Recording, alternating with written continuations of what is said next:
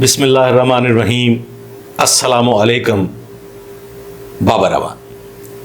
ख़वातीन हज़रात, मौजू ज़रा हटके है तो ये भी कायनात के इस हिस्से में होने वाले बड़े जराइम की निस्बत, बड़ी डकैतियों की निस्बत और बड़ी नकबज़नियों की निस्बत। एक जानिब ऐसी ताकतें हैं जिनका गठजोड़ है और दूसरी जानिब ऐसे ममालिक जो आपस में भिड़ रहे हैं।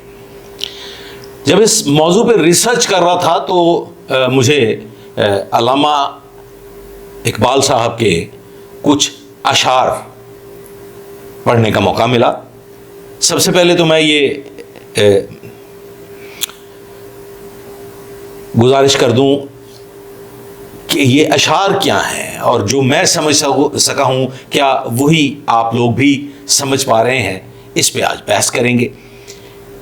कि शोर है हो गए दुनिया से मुसलमान नाबूद, हम ये कहते हैं कि थे भी कहीं मुस्लिम मौजूद। वज़ा में तुम हो नसारा तो तमद्दन में हनूत, वज़ा में तुम हो नसारा तो तमद्दन में हनूत। ये मुसलमान हैं जिन्हें देख के शर्माएं यहूद।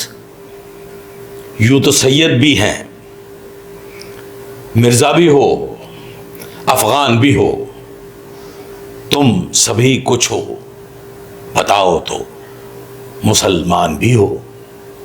और फिर इसी से रिलेटेड आगे अल्लामा फरमाते हैं, किसे खबर थी कि लेकर चिरागे मुस्तफ़वी, किसे खबर थी कि लेकर चिरागे मुस्तफ़वी, जहां में आग लगाती फिरेगी बूलहबी। ख़ामेनी साहब की शहादत को लेके बड़ा तमाशा खड़ा हुआ। मौजू की जानिब आ रहा हूं। मनफी प्रोपेगेंडा किया गया जो आज तक जारी है। किसी ने ख़ामेनी शहीद की शहादत के जज्बे को और उसकी असल रूह को समझने की कोशिश नहीं की। मैं किसी एक ख़ास मकतबे फ़िक्र के लिए ये गुफ्तगू नहीं कर रहा।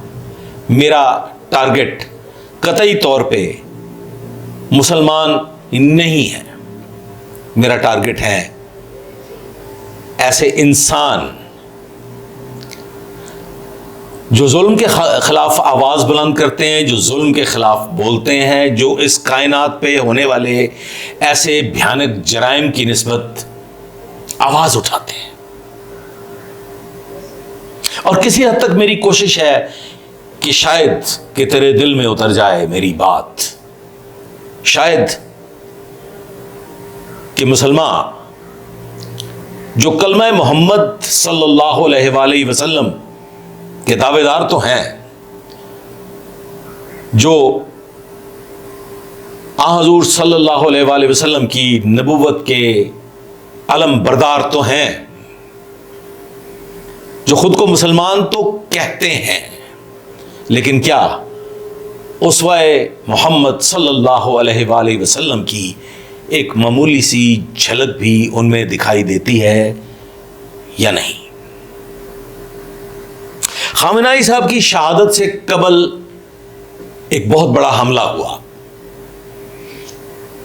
ईरान पे पहला हमला, जिसमें 175 इंसान मौत के घाट उतार दिए गए।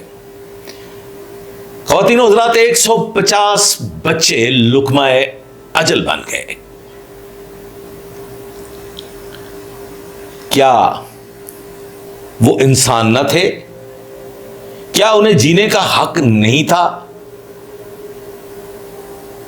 यकीनन बहुत सी आलमी तंजीमों ने इस पे एहतजाज का अलम बुलंद किया, लेकिन क्या हम बहैसियत मुसलमान इस पे अपना नुक्ता नज़र पेश करने में कामयाब हुए? अवलीन सतह पे इस हमले को ईरान ही की एक साजिश करार दिया गया। ख़वातीन और हज़रात, आज तो इंटरनेशनल मीडिया चीख चीख के इस बात की निशानदेही कर रहा है कि स्कूल पे उन मासूम बच्चों पे ये हमला अमेरिकी फौज की एक टारगेट की गलती थी। कैसी थी वो टारगेट की गलती? एक जदीद तरीन निज़ाम से लैस, एक जदीद तरीन टेक्नोलॉजी से लैस ऐसा मुल्क जो पूरी दुनिया पे, इस कुर्राए अर्ज पे काबिज होने का दावेदार है और जो आए रोज ऐसे हथकंडे आजमाता रहता है कि जिससे गर्म पानियों तक उसकी रसाई हो, जिससे ज़ेर ज़मीन ज़खायर तक उसकी रसाई हो और फिर तेल के ज़खायर पे कब्जा करने का ख्वाहिशमंद टारगेट की गलती कैसे कर बैठा? या फिर ये यहूद की अव्वलीन सतह पे बयान की जाने वाली वो बलि थी जो मासूम बच्चों की कुर्बानी के जरिए जंग का आगाज किया गया। ख़वातीन और हज़रात, अगर इस गुफ्तगू के दौरान मैं मामूली सा अपने ट्रैक से हट जाऊं और जज्बाती हो जाऊं तो मुझे माफ कर दीजिएगा, क्योंकि ये सब कुछ बयान करते हुए मैं आपे से बाहर हुआ जा रहा हूं। मेरा दिल खून के आंसू रो रहा है कि मैं किसे मुखातिब करूं, मैं किससे हाल दिल बयान करूं, मैं किससे बात करूं। आखिर वो इंसान आज मौजूद हैं भी या गुजर गए? ख़वातीन और हज़रात, 150 बच्चों का ये कत्लेआम इंसानियत पे इतना बड़ा दाग छोड़ के गया है कि जिसे हम मुसलमानों ने बड़े आराम से, बड़े सुकून से हजम कर लिया और खामेनाई साहब की शहादत को ये कह के आज सभी लोग गुफ्तगू कर रहे हैं, मौजूए बहस है वो शहीद हुए या मर गए।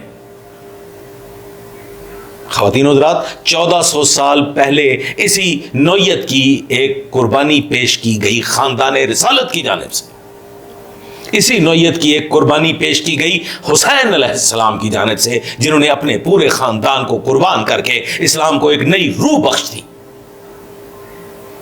आप लोग जानते हैं गुज़श्ता अय्याम में ईरान की सूरत हाल,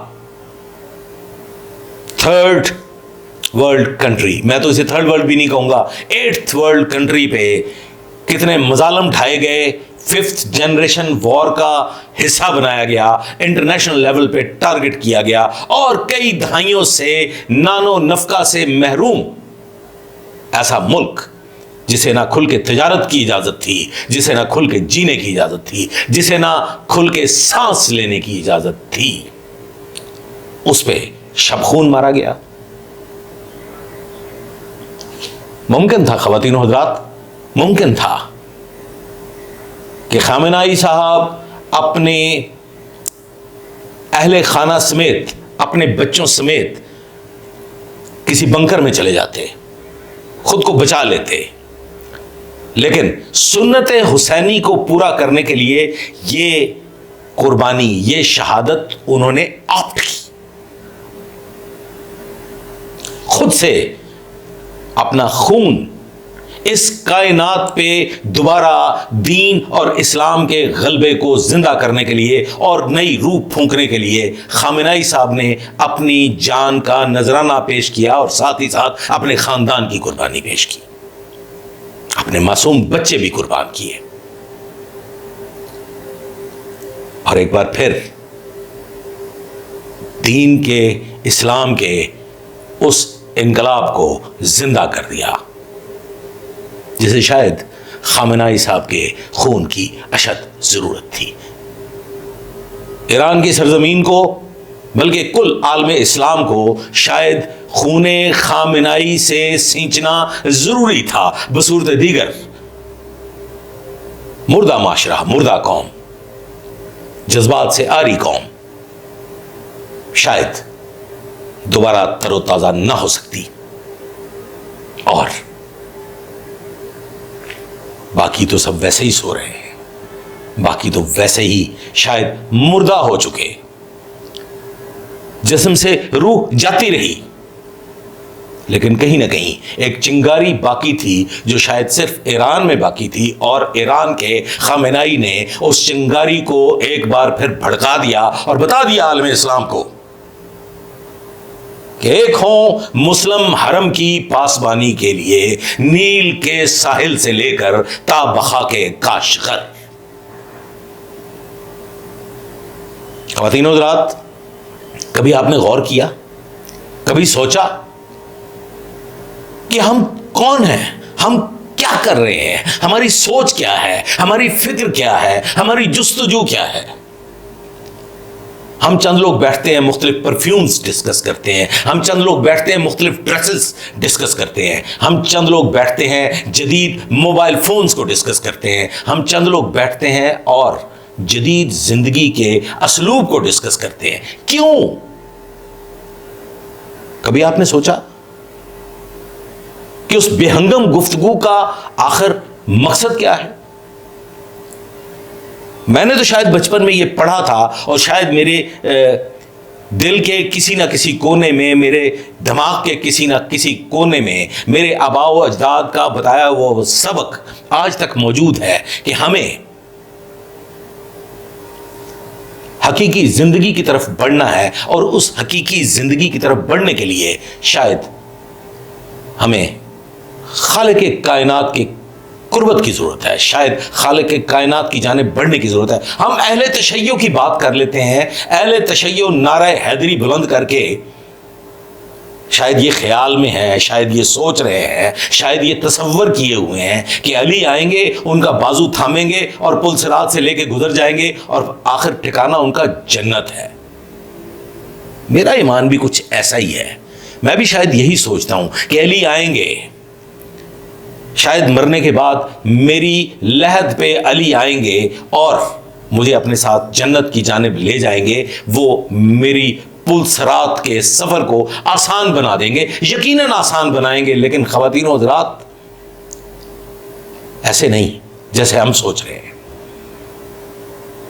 कि हम में ना इस्लाम हो, ना दीन हो, ना रब की जानिब रग़बत हो। हम दुनियादारी में मशगूल, ऐशो इशरत में मशगूल, दुनिया की फिक्र में मशगूल, शराबो शबाब के नशे में धुत, ये तसव्वुर लिए जिंदगी गुजार रहे हैं कि शायद अली आएंगे, हमारा बाजू थामेंगे और हमें जन्नत की जानिब ले जाएंगे। अली यकीनन पुल सिरात तय करने का वो जरिया है जिसका शायद ऐसे लोगों को भी इंतजार है जो मरण थी पहला मर गए, जिन्होंने पा लिया असल, पहचान लिया रब नू, जिन्हें अपनी हकीकत नू पा लिया और पहचान लिया रब नू, लेकिन उन्होंने ईमान, उन्होंने नजरिया जरा मुख्तलिफ है। अली आएंगे, उसके लिए जरूरी होगा कि नहजुल बलागा के दर्स पे अमल करते हुए जिंदगी को गुजारा जाए और बढ़ा जाए उस जानिब जो रास्ता था अली अलैहिस्सलाम का। बसूरत दीगर जहन्नम ठिकाना है, चाहे जितने मर्जी नारा हैदरी बुलंद करते हुए, खराफात में मुब्तला रहते हुए ये तसव्वुर करके जिंदगी गुजार लें कि अली आएंगे और हमें जन्नत के सफर पे ले जाएंगे। ख़वातीन और हज़रात, आज ईरान और दूसरी जानिब दुश्मन दीन का शदीद तरीन मुकाबला हो रहा है। एक जानिब वो पिसी हुई बेबस कौम जो कई सदियों से एक अजीब व गरीब किस्म की जिंदगी गुजार रही है, और दूसरी जानिब वो ताकतवर तबके जो एक जान हो के यक लख्त हमलावर हुए और आज के दिन तक उनके हमले न थमते हैं न रुकते हैं। सलाम पेश करना पड़ेगा खामेनाई की सोच को, सलाम पेश करना पड़ेगा ईरान की सोच को, सलाम पेश करना पड़ेगा उन बहनों को, उन बेटियों को, उन माओं को जो अपने सपूत कुर्बान करने के बावजूद आज सीना सपर आलम इस्लाम की जंग लड़ने के लिए खड़ी है। एक दस्ते की शक्ल में कतार दर कतार इस इंतजार में कि सहूनी ताकतों से लड़ मरेंगे, कट मरेंगे, अपनी आल औलाद कुर्बान कर देंगे और एक बार फिर करबला को जिंदा करके ये साबित कर देंगे कि खानदान रिसालत ने दीन बचाया था। हम फिर से एक बार दीन बचाने निकले हैं। क्या आलम इस्लाम हमारे साथ चलेगा या खामोशी से ऐशो इशरत के परस्तारों के साथ कदम बढ़ाता हुआ इशरत कदों की जानिब रवां दवा रहेगा? इसके साथ दीजिए इजाजत। अगर मेरी बात तल्ख लगी हो तो माफ कीजिएगा, दुआ में याद रखिएगा। शुक्रिया।